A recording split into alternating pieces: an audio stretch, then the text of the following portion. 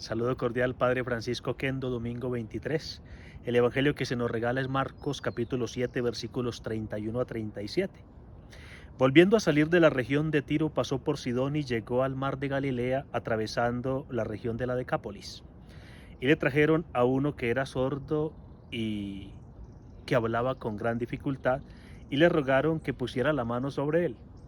Entonces Jesús, tomándolo aparte de la multitud a solas, le metió los dedos en los oídos y escupiendo le tocó la lengua con la saliva. Y levantando los ojos al cielo, suspiró profundamente y le dijo: Éfata, esto es, ábrete.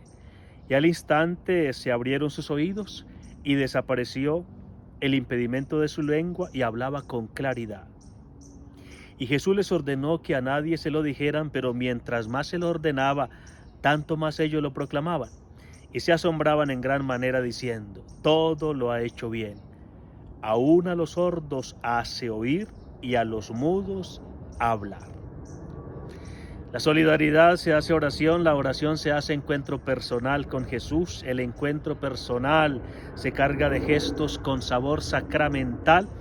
Los gestos sacramentales se convierten en curación, la curación se convierte en apertura a la escucha y la apertura a la escucha se convierte en capacidad de anuncio.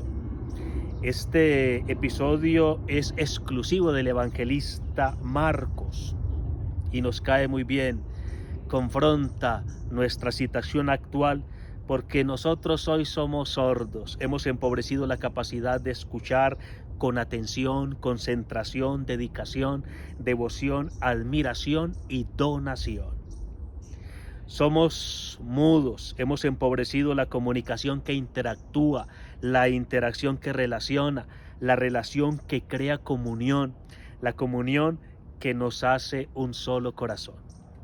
Propongo dos ideas para nuestra reflexión. La primera: tocados para escuchar, escuchando somos tocados. Y saliendo de nuevo desde la región de Tiro, fue a través de Sidón hacia el mar de Galilea, en medio de la región de la Decápolis. Versículo 31. ¿Dónde sucede este episodio? Sucede en la Decápolis, es decir, en territorio pagano, lo cual supone la extensión de la revelación y de la misión al pueblo pagano. Ellos reciben la palabra anunciada y ellos se convierten en anunciadores de la palabra. Qué bonito que el divino puede convertir a quien nunca ha escuchado la palabra en su más devoto oidor. Y el Señor puede convertir a quien nunca ha anunciado la palabra en el más admirable evangelizador. Así el Señor crea la participación, porque involucra en la escucha y en el anuncio de la palabra, incluso a quienes no se hubiese pensado, al pueblo pagano.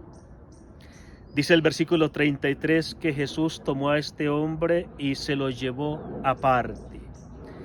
Es esta una expresión que indica una cierta relación personal con el Señor. Se crea una atmósfera particular de una intimidad singular que es propia de un encuentro personal. Aunque la escucha de la palabra sea comunitaria, tiene siempre un componente personal, porque nadie puede escuchar por ti y nadie puede implicar tu corazón fuera de ti. Segunda idea: todos tocados para anunciar, y anunciando tocamos la vida de los demás. Jesús, apartándolo de la gente a solas, le metió los dedos en los oídos y con su saliva le tocó la lengua, dice el versículo 33. Las acciones de nuestro divino Señor tienen un carácter ritual. Primero, porque se desmarcan de las acciones propias de la cotidianidad. Segundo, porque simbolizan el proceso de la sanación. Tercero, porque involucran dichos, el gemido y la palabra efetá, acciones, meter los dedos en los oídos y tocar la lengua y levantar los ojos, y objetos, la saliva. Jesús pues realiza 7 acciones rituales. Primera, lo saca de la multitud. Segunda, le pone sus dedos en sus oídos. Tercera, escupe. Cuarta, toca su lengua. Quinta, levanta los ojos al cielo. sexta da un gemido y séptima dice Éfata. Estos gestos pues tienen un carácter ritual. Algunos han propuesto que incluso estos gestos rituales aludan a una catequesis bautismal. El gesto se habría continuado en lo que las liturgias catequéticas antiguas llamaban el rito de la apertatio. Todavía hoy, cuando bautizamos a un niño, el ministro le hace una cruz en los labios y en los oídos, diciéndole: el Señor te conceda a su tiempo escuchar su palabra y proclamarla con fe viva. Con su saliva le tocó la lengua, dice el versículo 33. La saliva era considerada en el mundo antiguo un remedio, y en ella hay que ver una figura del espíritu, pues en la cultura judía la saliva era considerada como aliento condensado. Esto es bello porque nos recuerda que no podemos ser curados de nuestra mudez, es decir, de nuestra incapacidad para anunciar el Evangelio, sino gracias al poder del Espíritu Santo. Por ello el Espíritu Santo en Pentecostés descendió como lenguas de fuego, porque es Él, el Espíritu, el que nos puede dar lenguaje y ardor para anunciar el Evangelio. Después levantó los ojos al cielo, dio un gemido y le dijo Éfata, que quiere decir ábrete. Versículo 34. Dio un gemido, esténaxe, un gemido. Este es el único lugar en el Evangelio según San Marcos donde Jesús mira profundamente y suspira antes de un milagro. El suyo sería un suspiro de oración, porque en el judaísmo el suspiro indica una profunda aflicción del espíritu que conduce siempre a la oración. Jesús con su mirada toca el cielo y con su voz toca al hombre enfermo.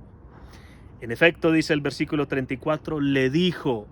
Jesús pasa de los gestos mudos al lenguaje articulado y le habla a este hombre incapaz de hablar, pero pronto para escuchar. La escucha de la palabra da la posibilidad de hablar la palabra. Solo la palabra escuchada puede llegar a ser palabra anunciada, proclamada. Éfata. El evangelista Marcos ha querido conservar la palabra con su sonido arameo, Éfata. Respecto a esta palabra se dan dos posibilidades de interpretación.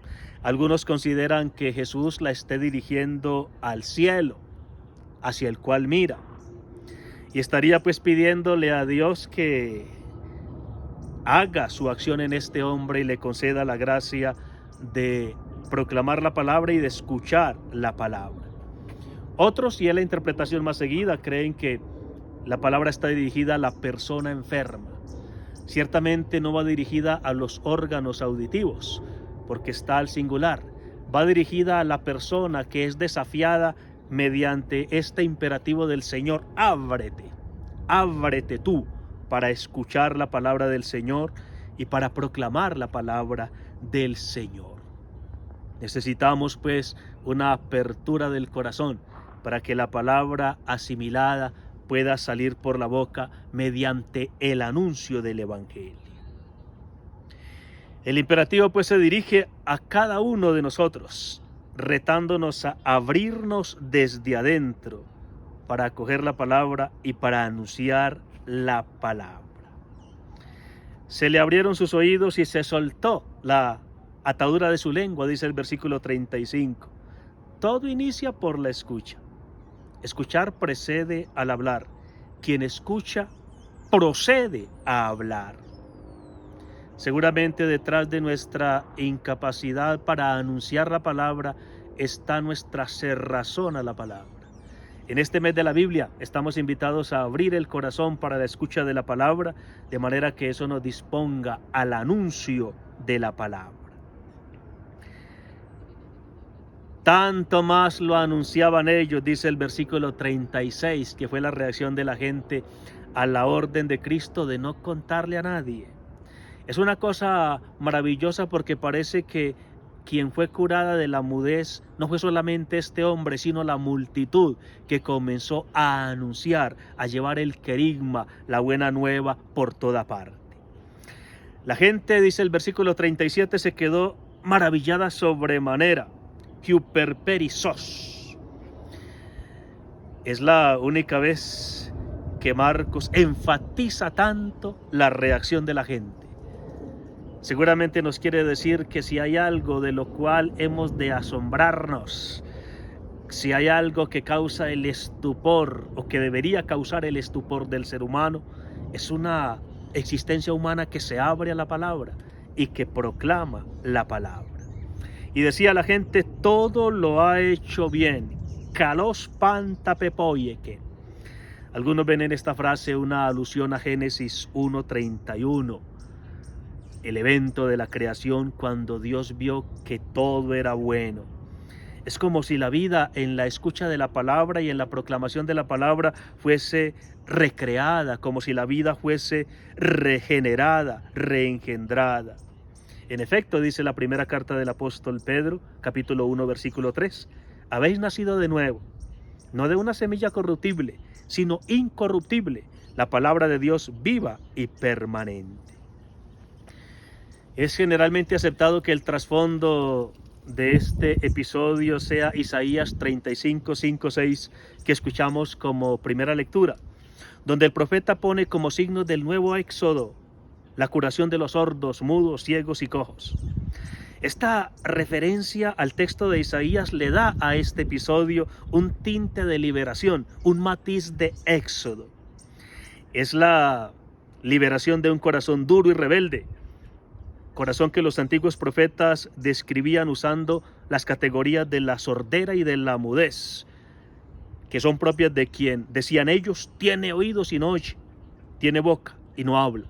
Isaías 6:9, Jeremías 5:20, 23, Ezequiel 12:3. ¿Cómo necesitamos nosotros hoy ser liberados de nuestra sordera frente a la palabra y de nuestra mudez, que consiste en nuestra incapacidad o pereza para proclamar la palabra?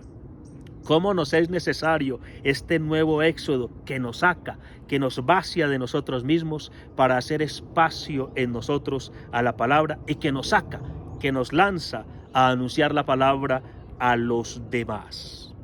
María, la Virgen Madre, modelo de escucha de la palabra, la estrella de la nueva evangelización, nos ayude a escuchar como ella la palabra para proclamarla mediante el anuncio del Evangelio, para que nuestra predicación no sea carente de palabra de Dios, pues como escribió San Agustín, la voz sin palabra golpea el oído, pero no edifica el corazón. Gracias por compartir el video y buen domingo para todos.